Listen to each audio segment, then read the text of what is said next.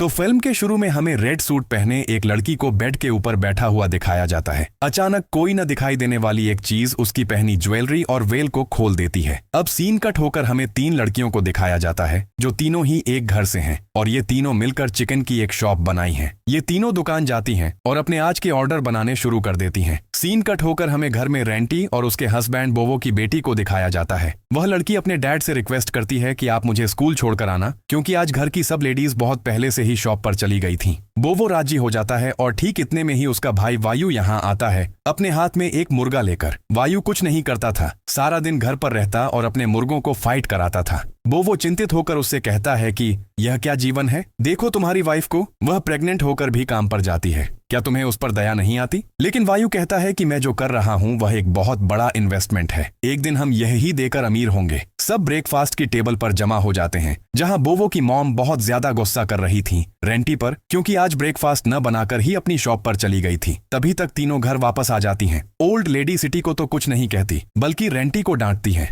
रेंटी और सिटी दोनों ही उनके बेटों की वाइफ थी और तीसरी लड़की उनकी बेटी थी। रेंटी को बुरा भी लगता है, लेकिन वह अपने मूड को एक तरफ रखकर इन सब के लिए ब्रेकफास्ट बनाने के लिए चली जाती है और गीता को कहती है कि तुम मेरी बेटी को स्कूल छोड़कर आओ। ओल्ड लेडी एक और बार रेंटी पर गुस्सा करती हैं कि तुम क्या अपनी बेटी को भी स्कूल छोड़कर नहीं आ सकती? तो यहाँ रेंटी उसे जवाब देती है, असल में मुझे बोवो को उसके काम पर भी छोड़कर आना है और इसके बाद अपना चिकन का ऑर्डर भी डिलीवर करने जाना है। अगर मैं उसे स्कूल छोड़ने जाना शुरू करती तो सब काम लेट हो जाते। ठीक इतने में ही अब बोवो भी बाहर चला आता है। वह कुछ पैसे अपनी मॉम को देता है और अपनी कुछ सेविंग्स वह वायु को दे देता है ताकि उसकी प्रेग्नेंट वाइफ को कोई समस्या न हो। खैर, अब रेंटी और बॉबो दोनों ही अपने काम के लिए निकल जाते हैं। रेंटी उसे कहती है, मुझे बहुत बुरा लगता है जब मॉम मेरे बिजनेस के बारे में इतनी गलत बातें कहती हैं। मैं घर के काम के अलावा इतना एक्स्ट्रा काम क्यों करती हूँ ताकि हमारी फैमिली अच्छे से चल सके। मेरे और आपके अलावा घर में कोई काम नहीं करता, उसके बावजूद मॉम मुझे जरा भी प्यार नहीं करती और न ही अप्रिशिएट करती हैं। रेंटी इस चीज को लेकर भी गुस्से में थी कि जब मॉम उसे डांटती थी तो बोवो उसे कुछ नहीं कहता था। बोवो उससे माफी मांगता है और रिक्वेस्ट करता है कि तुम्हें मेरी फैमिली के साथ ही एडजस्ट करना होगा। रेंटी कहती है, यह भी मैं कर लूंगी, लेकिन इसके बदले मैं कुछ पाऊं तो सही, कम से कम तुम मेरे लिए स्टैंड तो लो।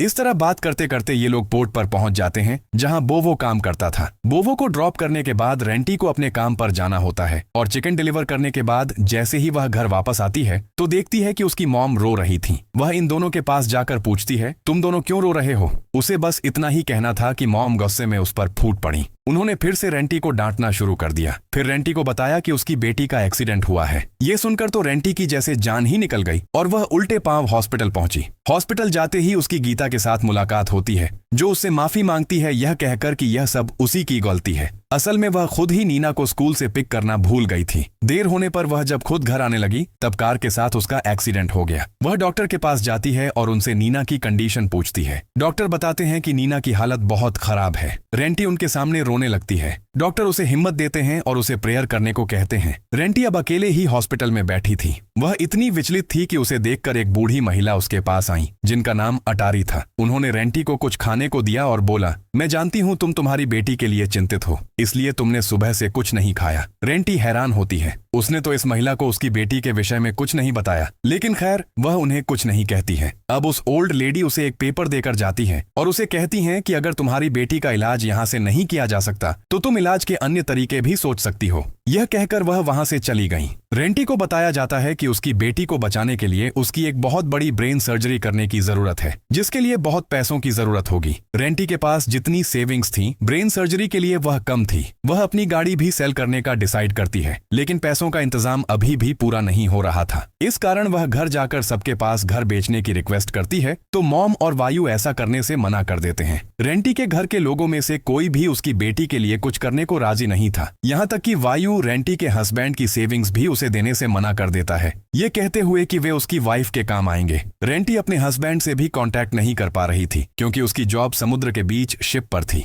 जब रेंटी कोई रास्ता नहीं ढूंढ पाती तो उसे हॉस्पिटल की उस महिला की याद आती है जिन्होंने उसे वह पेपर दिया था। रूम के अंदर आकर जल्दी से वह उस पेपर को निकालती है और उस ओल्ड लेडी से कांटेक्ट कर लेती है। यह महिला असल में जादूगरनी थी, जिन्होंने रेंटी को गौरी नामक एक रिचुअल का हिस्सा बनने को कहा। वह कहती हैं कि इस रिचुअल में तुम्हारी शादी डीमॉन से कराई जाएगी और एक बार अगर तुम्हारी शादी डीमॉन से हो जाती है तो मानो तुम्हारी सारी समस्याएं खत्म, तुम्हारी बेटी भी ठीक हो जाएगी। जो कोई तुम्हें तकलीफ देता है वह सारी समस्याएं भी तुम्हारी खत्म हो जाएंगी। रेंटी को डर भी लग रहा था और उसके पास यह सब गलत भी लग रहा था, लेकिन चूंकि उसके पास और कोई रास्ता नहीं था तो वह उस रिचुअल के लिए राजी हो गई। इस रिचुअल को करने के लिए पहले विच बहुत तैयारी करती है। अपने हाथों से रेंटी को स्नान कराती है, फिर रेंटी के मुंह में चिकन का कच्चा लिवर भर देती है और इसके बाद उसे अच्छे से सजाती है। यह सब करने के बाद वह उसे अच्छे से सजाए हुए एक रूम के अंदर लेकर गई। यह विच रेंटी को कहती है कि यहाँ तुम अपना पूरा शरीर डीमॉन को दे दो और फिर तुम्हारी सारी समस्याएं खत्म। इस समय वह डीमॉन की ब्राइड बन गई थी, उसकी शादी हो गई थी डीमॉन के साथ। इस समय वह दृश्य दिखाया जाता है जहां से मूवी की स्टार्ट हुई थी। कोई न दिखाई देने वाली एक चीज रेंटी के ऊपर से कपड़े और उसकी ज्वेलरी खोल लेती है और उस पर हावी होती है।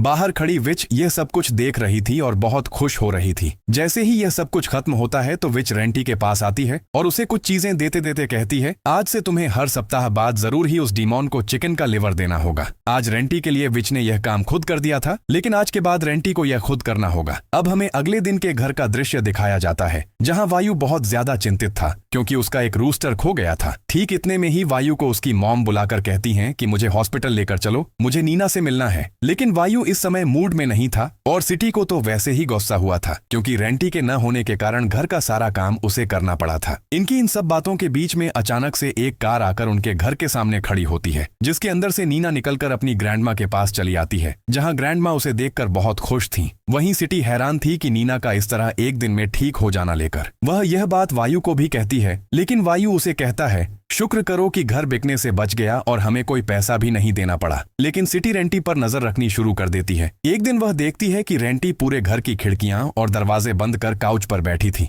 वह रेंटी से पूछती है, तुमने इतना अंधेरा क्यों कर रखा है? ठीक इतने में ही डोरबेल होती है और जब वह बाहर का दरवाजा खोलने के लिए जाती है तो वहां और कोई नहीं बल्कि रेंटी और उसकी बेटी ही थी। सिटी डर गई। इन दोनों को यहाँ रखकर वह उस दूसरी रेंटी को देखने के लिए गई, लेकिन अब तो वहां और कोई नहीं था। ये सारी बातें उसे डरा रही थीं। सिटी यह सब बातें गीता के साथ भी डिस्कस करती है, लेकिन गीता को उसकी किसी भी बात पर विश्वास नहीं हो रहा था। उसे लग रहा था कि जैसे सिटी पहले भी रेंटी के बारे में उल जुलूल बातें करती थी, अभी भी वैसा ही कर रही है। गीता उसे कहती है, छोड़ दो रेंटी की जान और चलो अपने रूम में। लगभग 1 घंटे बाद वायु जब घर वापस आता है तो वह सिटी को नूडल्स बनाने के लिए कह देता है। सिटी उठकर किचन जाती है तो वहां एक मेंढक को देखकर उसे बहुत अजीब लगता है। वह मेंढक आकर उसके पैन के अंदर भी गिर जाता है और उसे निकालने के लिए वह फॉर्क से उसे स्टैब कर मार डालती है और जब बाहर फेंकने जाती है तो देखती है कि अभी तक रेंटी वॉशरूम में ही थी। वॉशरूम के अंदर से अजीब तरह की आवाजें आ रही थीं, जैसे रेंटी वॉशरूम के अंदर किसी के साथ खेल रही थी। डोर के होल से वह जब वॉशरूम के अंदर देखती है तो सच में रेंटी अजीब तरह के काम कर रही थी। उस होल के माध्यम से वह रेंटी की वीडियो भी बना लेती है और अपने सब कॉन्टैक्ट्स में सेंड कर देती है। इस मामले से रेंटी जब सुबह मार्केट जाती है तो सब उसे देखकर हंस रहे थे और उसका मजाक उड़ा रहे थे। रेंटी को बहुत ज्यादा गुस्सा आ जाता है और जिस नाइफ से वह चिकन बनाती है उस नाइफ को पकड़कर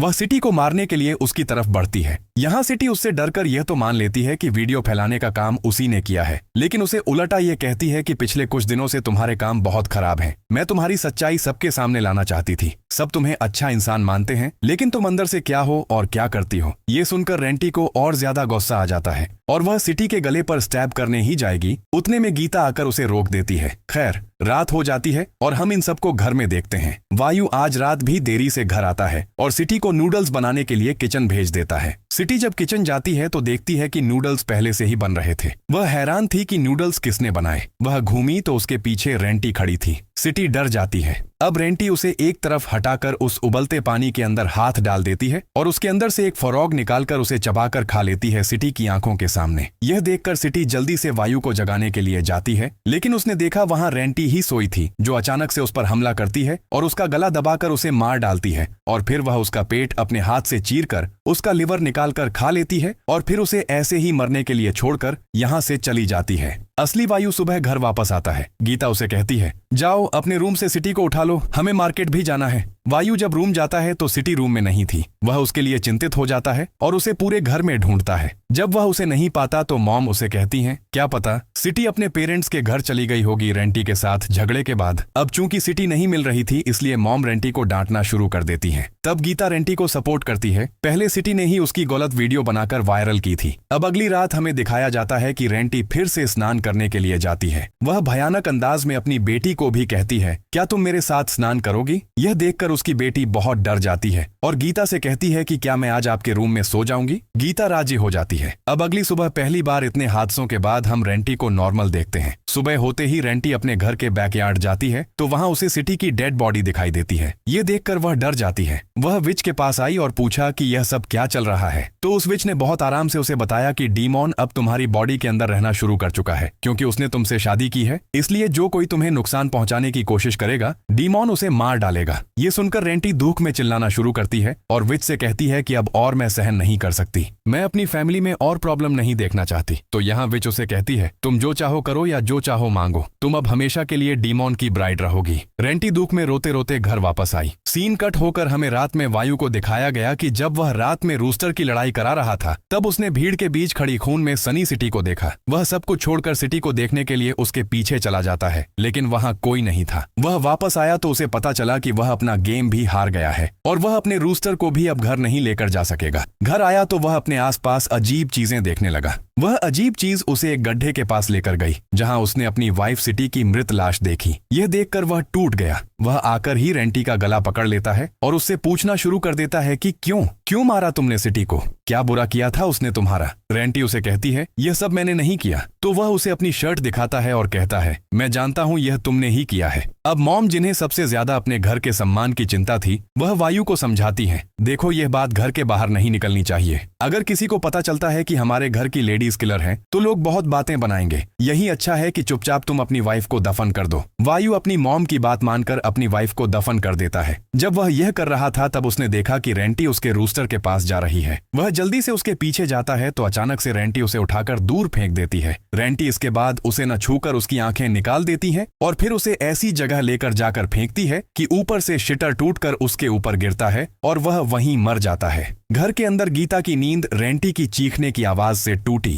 क्योंकि रेंटी अब होश में चली आई थी और इस समय वह वायु की लाश के पास खड़ी थी। गीता यह सब देखकर बहुत ज्यादा डर जाती है। वह खींचकर रेंटी को घर के अंदर लेकर जाती है और रूम के अंदर बंद करके वह उससे सवाल करती है कि तुमने वायु को क्यों मारा? तो वह गीता को कहती है, मैं घर में तुम्हें सबसे ज्यादा प्यार करती हूँ। अगर तुम्हें बचना है तो मुझे गुस्सा मत दिलाओ। अब तो रेंटी की भी हालत खुद से खराब होनी शुरू हो चुकी थी। गीता जब कुछ नहीं समझ पाती तब वह जाकर अपने नेबर मिस्टर हाज को बुलाकर लाती है। मिस्टर हाज आकर रेंटी को देखते हैं और समझ जाते हैं कि इस समय रेंटी के ऊपर कोई अन्य एंटिटी है। मिस्टर हाज यह जानने के लिए कि रेंटी की बॉडी को किसने पसेस्ट किया है, यहाँ एक रिचुअल करना शुरू करते हैं और रेंटी अपने हाथ में पकड़ा गिलास ही तोड़ देती है और यहाँ इन सबको पता चल जाता है कि असल में रेंटी के अंदर एक डीमॉन है। मिस्टर हाज डरकर यहाँ से जाना शुरू करते हैं और जाने से पहले वह गीता को कह देते हैं कि सब कुछ ठीक हो जाएगा अगर तुम प्रे करो। उसने अभी दरवाजा बंद ही किया था कि अपने रूम में बंद रेंटी यहाँ आ गई और उसके कानों में कहना शुरू किया, तुम इस सबसे दूर रहो अगर तुम्हें जिंदा रहना है। अगली सुबह दिखाया गया कि रेंटी के हस्बैंड बोवो भी घर वापस आ चुके हैं। गीता और उसकी मॉम सारी कहानी बताते हैं, लेकिन वह कोई भी चीज बिलीव करने से मना कर देता है। ये लोग उसे वार्न करते हैं कि तुम अपने रूम का दरवाजा नहीं खोलोगे। वह दरवाजा तो नहीं खोलता, लेकिन इस दरवाजे पर नॉक जरूर करता है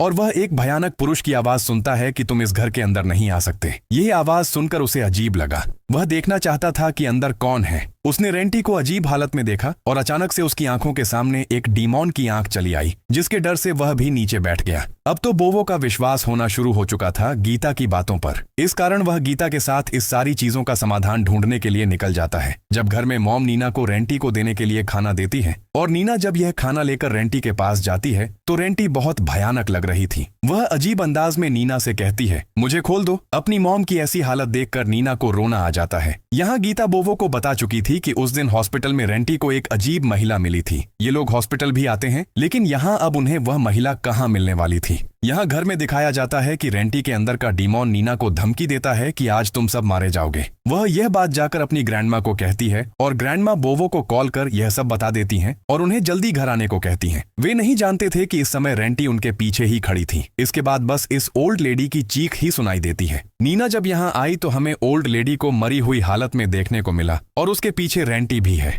बोवो और गीता जब घर आए तो नीना जल्दी से उनके पास चली आई। तभी यहाँ रेंटी चली आती है। रेंटी बोवो पर अटैक कर देती है। उसने एक बड़ा सिज्जर बार बार उसके पेट में स्टैब कर दिया और उसे कहा कि अब तुम रेंटी के हस्बैंड नहीं हो। यह देखकर नीना रोना शुरू कर दिया। उसके रोने के कारण रेंटी ने उसकी तलाशी पाली और रेंटी अचानक से उसके सामने चली आई। इससे पहले कि वह उसे मार डालती, नीना कहना शुरू कर देती है, प्लीज मॉम, ठीक हो जाओ। यह डीमॉन हालांकि रेंटी की बॉडी को पूरी तरह से कब्जा कर चुका था। उस बॉडी के अंदर सोई हुई रेंटी की सोल मॉम कहने के कारण जागना शुरू करती है और अचानक से वह होश में चली आती है। वह देखती है कि उसने ऑलरेडी सबको मार डाला है और अब वह गीता को भी मारने जा रही थी। यह देखते देखते वह गीता को कहती है, तुम यहाँ से भाग जाओ, मैं किसी भी पल पहले जैसी हो जाती हूँ। तुम नीना को लो और यहाँ से भाग जाओ। मैं तुम दोनों को मारना नहीं चाहती हूँ। मैं किसी को भी मारना नहीं चाहती थी। हालांकि गीता उसे छोड़कर जाना नहीं चाहती थी, लेकिन रेंटी उसे कसम देकर नीना को लेकर यहाँ से भेज देती है, जिसके बाद वह खुद अपने ऊपर पेट्रोल डालकर खुद को आग लगा देती है। और यहाँ इस तरह रेंटी और उसके डीमॉन की कहानी खत्म हो जाती है। मूवी के पोस्ट क्रेडिट सीन में हम गीता और नीना को देखते हैं, जो उस गांव से दूर दूसरे एक गांव में चली आई थीं और उन्होंने एक घर भी ले लिया था। उन्हें लगा था कि अब वे इन सारी समस्याओं से दूर चली आई हैं, लेकिन इसके बाद जैसे ही गीता यहाँ की अलमारी खोलती है तो उसके अंदर वह ब्राइडल ड्रेस दिखाई जाती है, जो मूवी के स्टार्ट में डीमॉन ब्राइड बनने के लिए रेंटी ने पहनी थी। और यहाँ यह दिखाकर कि खतरा अभी खत्म नहीं हुआ है, ये मूवी यहाँ खत्म हो जाती है।